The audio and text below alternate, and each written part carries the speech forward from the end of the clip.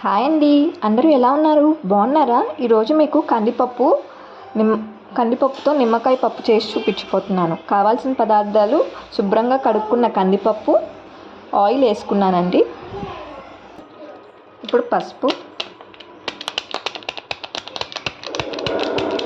Half spoon జీరా. ఇప్పుడు cooker మూత పెట్టుకుంటున్నానండి. 3 whistles వచ్చాక ఉంచుకుందాం. 3 to 4 విజిల్స్ వచ్చినాక పప్పు చూపిస్తున్నానండి.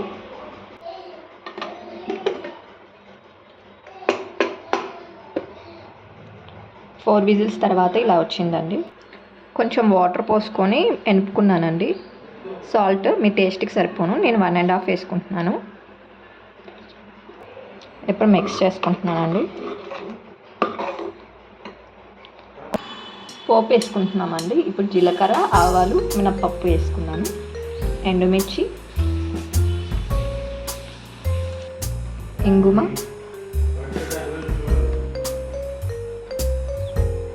ఇప్పుడు సన్నగా తరుముకున్న ఎల్లిపాయలు వేస్తున్నానండి. సన్నగా తరుముకున్న ఎల్లిపాయలు, ఉల్లిపాయలు కూడా ఇదిగోండి. ఉల్లిపాయలు కూడా వేసుకున్నాను. ఇవి ఫ్రై అవ్వనిద్దాం. ఇదిగోండి, తాలింపు ఫ్రై అవుతుంది.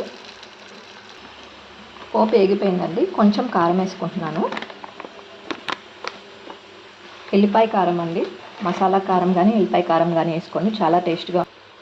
పప్పులకి వేసుకుంటున్నానండి తాలింపు. మిక్స్ చేసుకుందాం.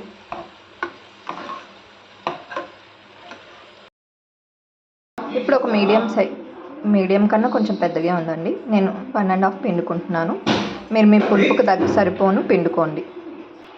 రోజు మనం తినే ఆహారంలో లెమన్ చేర్చుకుంటే చాలా మంచిదండి. ఇది విటమిన్ సి రిచ్ ఫుడ్ కదండి. కొంచెం గోరువెచ్చంగా ఉన్నప్పుడు పిండుకోండి. మరి వేడివేడి దాంట్లో పిండుకుంటే చేదెక్కుద్ది. సో ఈ టిప్ ఫాలో అవ్వండి. నిమ్మకాయ పిండుకున్నాక ఇలా మిక్స్ చేసేసుకోండి.